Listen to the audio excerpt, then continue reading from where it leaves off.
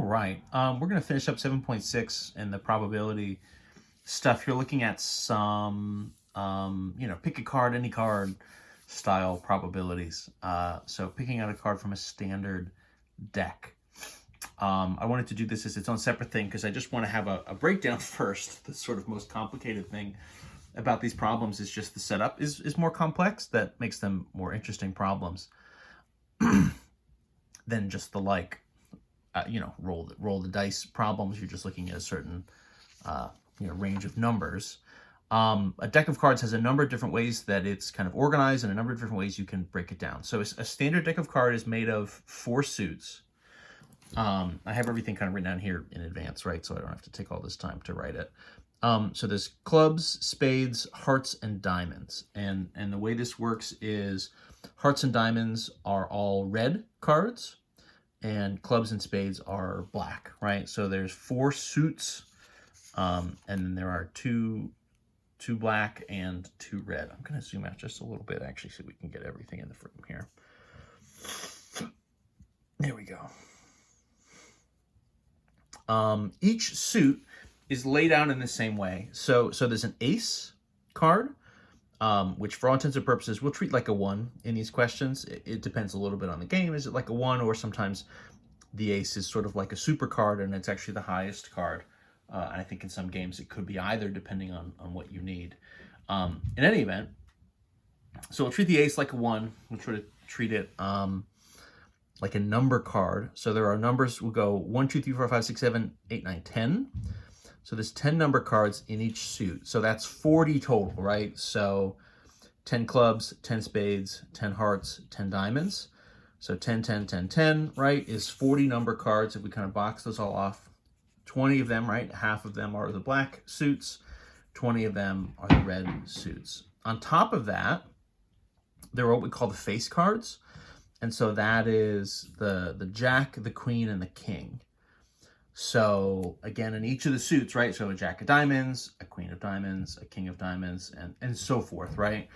So that's 3, 3, 3, 3, 3, 3, 3. So that's 12 face cards, right? 3 in each suit. 3 in each suit. That means then if you kind of go down the column, each suit has 13 cards total. So 10 numbers and then 3 face cards. So that's right, 13, 13, 13, 13. That would be sort of 26 black cards, 26 red cards, and 52 cards total. Usually if you get a deck, there's like 1 or 2 joker cards that go with it, but those are kind of wild cards, right? And we're not really gonna include those in our calculations. So if we do just a couple kind of short probability questions based on this setup, right? What we could do is we could ask, right? So if we pick a card, just a single card, what is the probability of picking ... So what about heart, right? So what is the probability of picking a heart card? So the idea here is we say, I know there are 52 possible. The hearts, right, is just one of these suits. So there's 13 of those, right? Ace through 10, and then jack, queen, and king.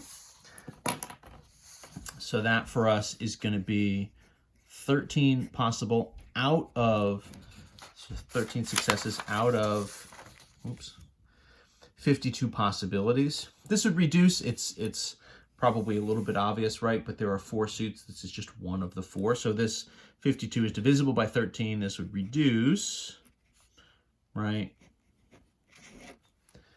to 1 and 4, kind of obviously. So what is the probability of picking a heart card? The answer there would be 1 and 4, right? Because it's one of the 4 suits, 13 of those cards out of the 52 possibilities. Let's do, what is the probability of picking a face card? So that is, right, a jack or a queen or a king. For us, there's going to be, right, so that's these guys. So we said 3, 6, 9, 12. out of 52, right? This one is also going to reduce. So 52, right, is sort of 13 times 4. So if I do a division here, right, and sort of divide this down, this is going to be divide by 4. That would be 3 out of 13. That would be our probability. Again, intuitively, that probably makes a lot of sense because in each suit, right, there are 13 cards and 3 of them are face cards. That pattern just repeats 4 times kind of evenly, right? So if it's sort of 3 out of 13, 3 out of 13, 3 out of 13, 3 out of 13, that sort of scales up to 12 out of 52, but of course reduces right back down to 3 out of 13, 3 out of 13. We'll do one more. What is the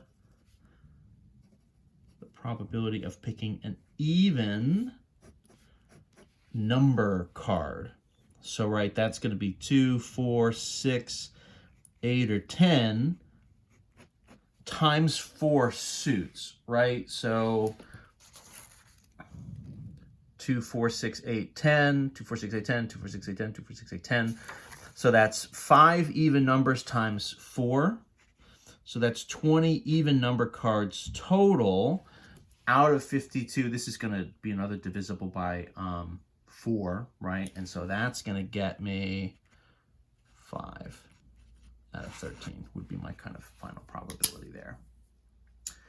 That's the basics. I don't want to do 100 of these, but that's essentially the standard layout. That's more or less how these sort of setups go. Obviously, everything here is out of 52 initially. You can kind of, again, if you can catch different patterns, and you can sort of simplify it and kind of reason out a way to sort of do it a little faster with a smaller setup. That works too. There are a lot of different variations here, and of course this is a much simpler version than like thinking of probabilities in a card game like poker or something like that, right? Getting a particular hand in poker has a lot of stuff going into it in terms of what are the other cards that are out there, what are all the possible successes you could get, all that sorts of stuff. Those type of things are able to be calculated, but it's just a much more complex situation. So in theory, you have a lot more different possible outcomes and a lot more, in some ways, different successes. So all that stuff is there. It builds on some of this sort of, simpler, kind of shorter initial setups. So stuff like poker probabilities is just a much more advanced, much more complicated version of this. So there you go. That's the end of chapter 7. That's the last example we wanted to do. So that's a whole bunch of percent stuff and some applications. I hope you enjoyed. We'll see you next time for chapter 8.